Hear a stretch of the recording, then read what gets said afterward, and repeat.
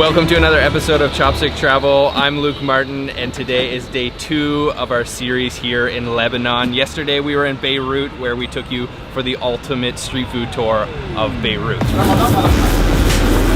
Wow, this country is blowing my mind how delicious the food is. So many delicate, simple yet rich flavors.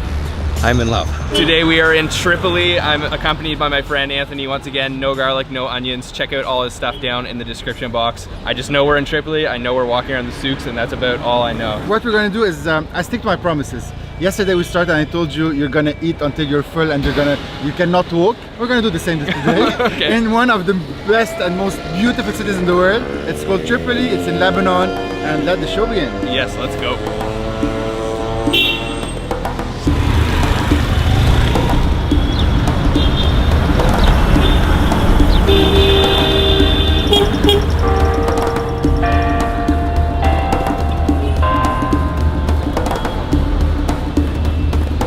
So we were stopping for a quick drink from this roadside stall. Anthony was telling me this place has been open since 1893. That is so old. So check this out. We've got the mulberry juice. It's purple in color and it's served nice and cold. So let me try this out.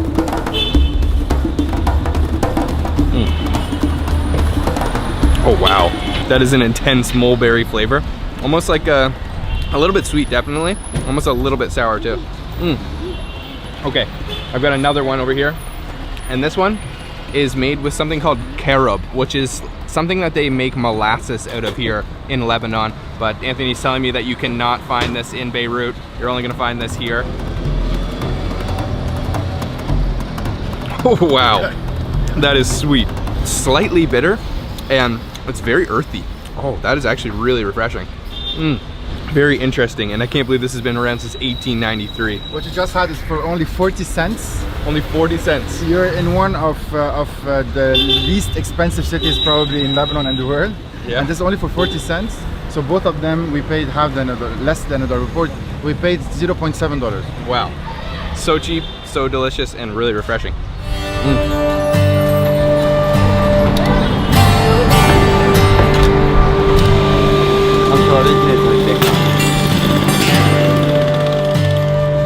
We have a traditional breakfast here in my hands. This is called kak, and this man is selling it right out of sort of like a tricycle, and he's cooking it on charcoal. It's pretty simple. It's just this traditional Lebanese style bread that has been filled with cheese. So you can see there's a little bit of cheese inside there, and you can see those sesame seeds on the outside are toasted nicely. It smells really nice, and it's nice and fresh, so let's try it. That is like the perfect texture bread. Very crispy. And then the cheese is slightly salty, a little bit savory, nice sesame seed flavor as well. Very good. We've got 2 treats down and we're moving right along. Lots of interesting things to try here in Tripoli. It definitely has a complete different feel to it than Beirut did. It feels much more traditional, a little bit more relaxed, and overall just more authentic, I'd say.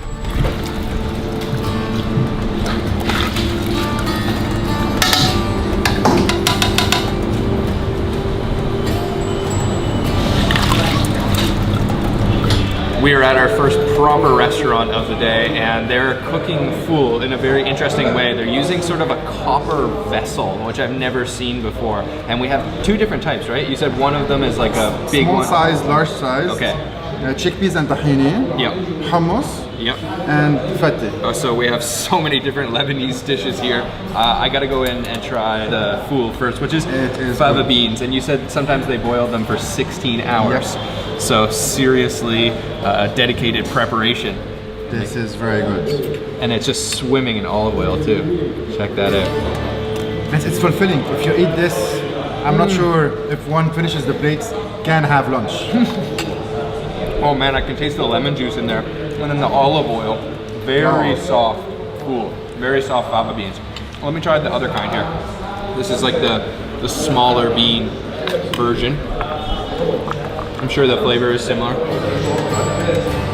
Very good. Oh, that is so This good. is the best.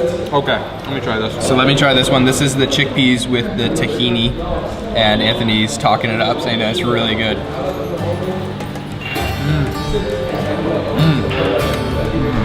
Oh yeah. You can taste the tahini. You can taste it. It's almost a little bit nutty. This is what I love about Lebanon. All these fresh vegetables and produce just available at every table. And if you like onions, and this is how people do it, they just take an onion and bite into it. And what about dip? Or dip. It's okay? Or dip. So Okay, this is the signature. This is the signature way of doing it in Lebanon. I know you're not gonna go for it. Not at all. No garlic, and don't forget no the onions. fatteh. Don't forget the fatteh. Okay, yeah. So fatteh is different than the ones we had. The bread, the crunchy bread is at the bottom. Fried crunchy bread. So you dig in. Okay. And then it's yours. And there's all kinds of nuts on top, which I love.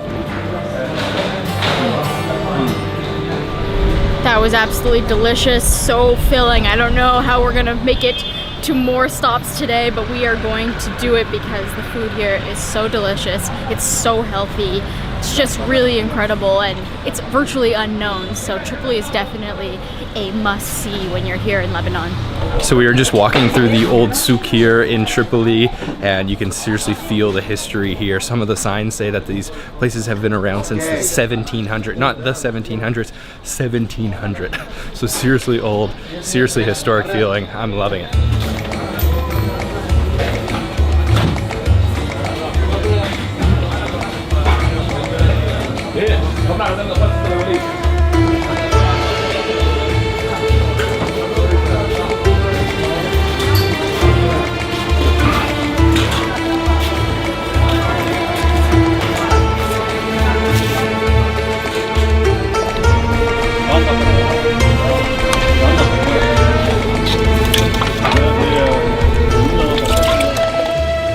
So we've got something interesting. We're walking through the souk and Anthony said we have to try this. So he called it street food sorbet. It's sort of like a orange ice cream kind of that is frozen to the side in this really unique way, and he kind of scrapes it off, and I've got a whole cup of it. It feels nice and cold, and it's got a really interesting texture. Yeah, it's kind of like sorbet, halfway between shaved ice, sorbet. Try that. Sour, very sour. Not too sweet. That is seriously refreshing. Very cool atmosphere in here too.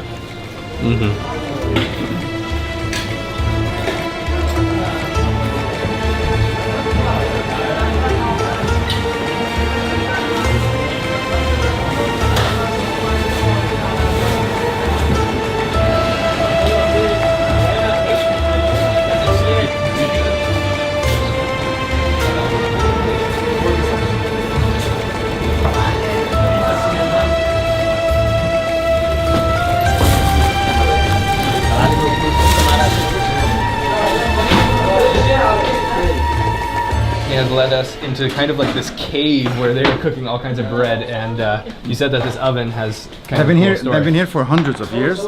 That's a very old oven made of stones, and under the stone there are like 5 to 10 tons of salt that absorb all the heat, and it's fuel powered, very high heat that can last for 4 days even though you can put it off.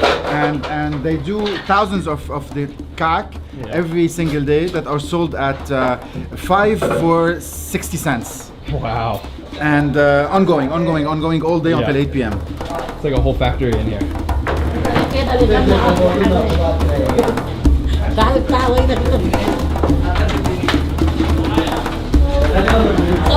This is such a cool little bakery. I shouldn't say little bakery, this is seriously huge operation going on, and they actually store the bread or the dough that has not been cooked up top on these planks. Very cool preparation, very authentic feeling. You can feel the history in here. It's awesome.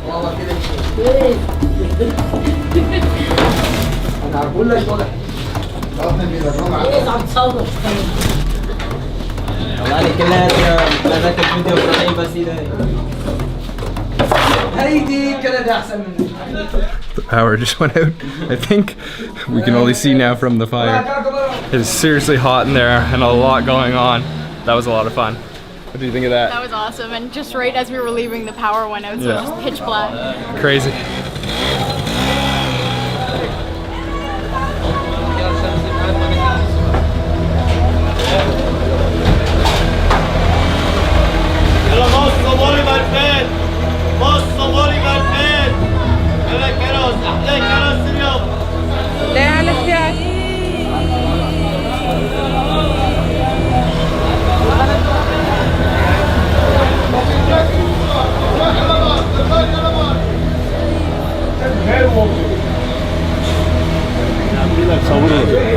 stop street side to try out some Arabic coffee, and they only give you a little sample. And what I love the most about this is just the smell of cardamom. It's so warming.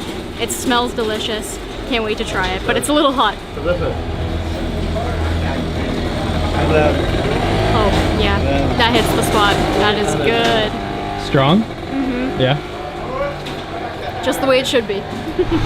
Trying coffee right on the street side, and I got mine with a little bit of sweetened, and he only puts a very small touch of the sweetened coffee, and then he mix it with regular coffee, which is non-sweetened. Let's try it. Oh yeah, you can taste that cardamom. Man, that is awesome. Smoky and roast flavor too. Right across the street from the coffee shop is a nice sweet shop. We're gonna go try some Lebanese desserts out. So what are these? Lebanese sweets. They're called baklava, definitely. You know, everybody knows the word baklava. I believe we have one of the best because they're not very sweet. They're not soaked in sugar syrup. They're not soaked in honey. They're very crunchy, balanced, and loaded with pistachio. So this first one, it's green, pistachio inside. Oh yeah. Crunchy asmali on the sides. Okay. And okay, so I'm gonna start. Try it out. How is it? So this is baklava with pine nuts. Oh, it smells good.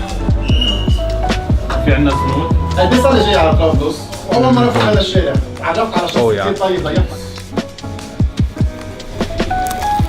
Oh. Oh yeah. Perfect with coffee.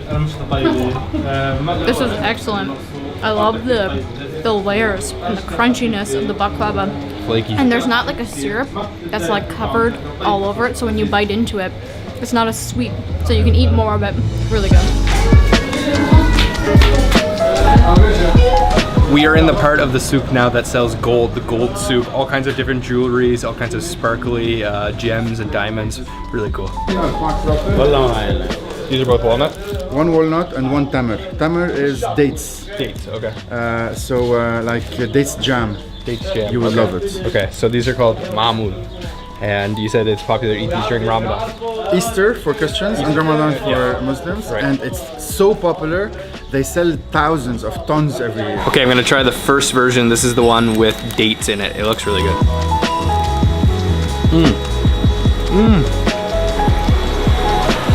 It's very crumbly, and the date has a really nice texture to it, almost like a halfway, almost like a more solid version of a jam. That was really good. So this is the walnut version, and it is covered, as you can see, completely covered in powdered sugar. So I'm gonna break it open, and oh, it's quite hard. Let me break it open here. Oh, look at that. There's so much powdered sugar. You can see all those crumbled walnuts inside, in between the semolina dough batter on the outside. Whoa, that is definitely a messy snack, but seriously good. A lot sweeter than the other one, of course.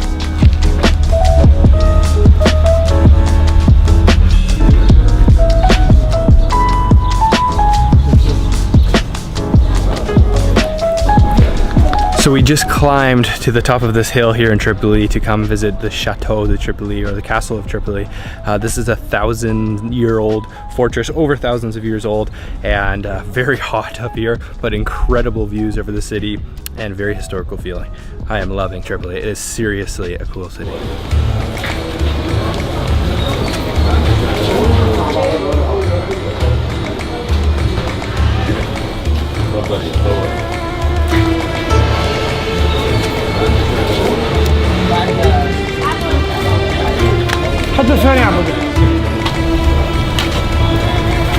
We are stopping for another snack yet again, and we are in the souks here. We are having something called sfiha. We had it yesterday, but we had sfiha balbek.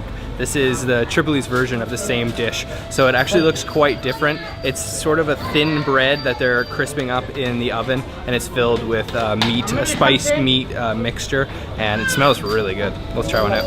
Okay, we've got our sfiha. It looks completely different than the one we had yesterday, and it's filled with lamb. You can see they're piping hot, fresh out of the oven, and I can see some tomatoes, some vegetables in there. That looks pretty good.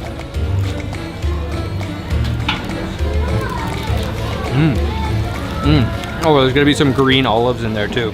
Yum. Very simple, but very tasty. اسمي انت بدك تسالني ولا انا بقول لك؟ بدك تسالني ولا انا بقول لك؟ شو اسمك؟ احمد.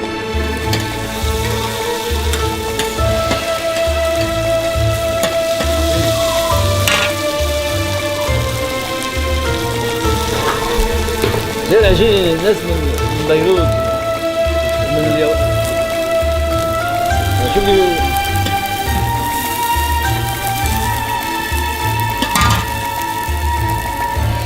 So I have a special type of sandwich. It's called Moghrabiye. Definitely a mouthful, but it's really interesting. So it's made with this kind of couscous, and he's fried it up on this big pan, wrapped it up in this nice little wrap, and there's some pickles in there, and there's a couple chickpeas too, and it's spiced up. So let me take a bite and try it out.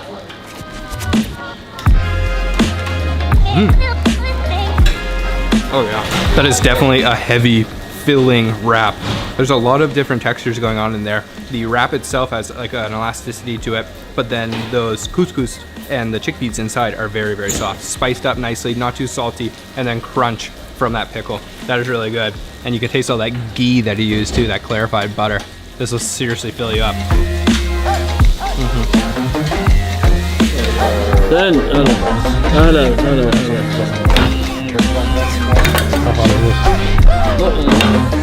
تفضل قربك.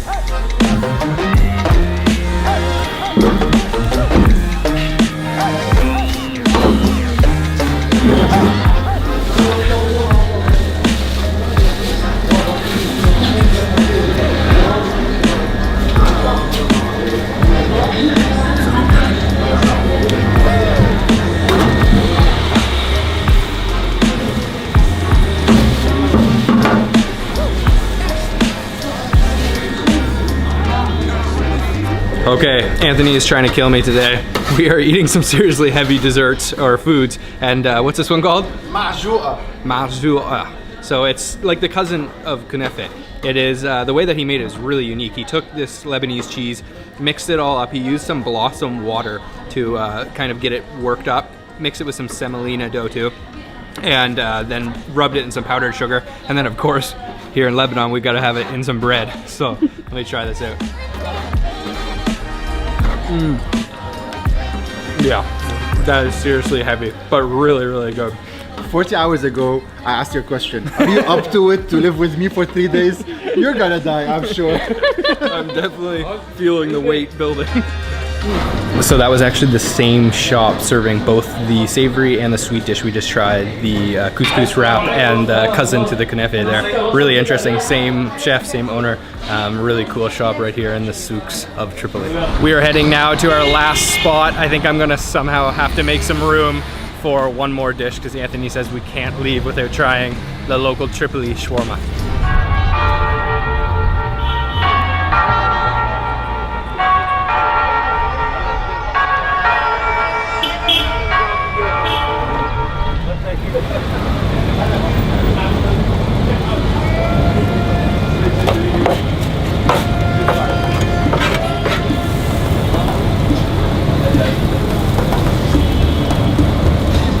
You have to try the shawarma. Yeah, so I've got the chicken version, which is with garlic. Anthony, of course, didn't get that. You have the beef with no garlic. Okay, let's try.